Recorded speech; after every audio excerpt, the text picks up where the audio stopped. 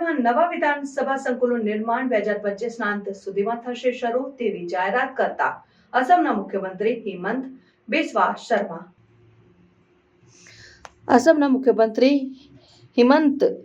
શર્માએ જાહેરાત કરી છે કે 2025ના અંત સુધીમાં નવા આસામ વિધાનસભા સંકુલનું નિર્માણ કાર્ય શરૂ થશે, જેનાથી ડિબ્રુગઢ શહેરને આસામની બીજી રાજધાની તરીકે વિકસિત કરવામાં આવશે. આ પહેલનો હેતુ ડિબ્રુગઢની ગુમ થયેલી મહિમાને પુનઃસ્થાપિત કરીને તેને આધુનિક શહેરમાં રૂપાંતરિત કરવાનો છે.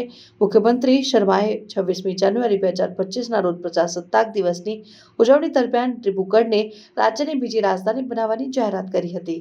તેમણે જણાવ્યું હતું કે આગામી 3 વર્ષોમાં ડિબ્રુગઢમાં સ્થાયી વિધાનસભા ભવનનું નિર્માણ કરવામાં આવશે અને 2027થી દર વર્ષે એક વિધાનસભા સત્ર ડિબ્રુગઢમાં યોજાશે.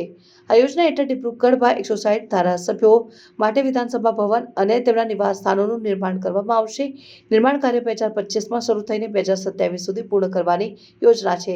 સાથે જ શહેરમાં પૂરના સમસ્યાઓનું નિરાકરણ લાવવા માટે પણ પ્રયાસો કરવામાં આવશે, જેથી ડિબ્રુગઢનો સર્વાંગી વિકાસ થઈ શકે. ડિબ્રુગઢને બીજી રાજધાની તરીકે વિકસિત કરવાની આ પહેલ રાજ્યમાં પ્રશાસનિક વિકેન્દ્રીકરણ અને વિકાસને પ્રોત્સાહિત કરવાની દિશામાં મહત્વપૂર્ણ પગલું છે. આથી ડિબ્રુગઢનું આધુનિકીકરણ અને વિકાસ રાજ્યના સમાન વિકાસમાં મદદરૂપ થશે.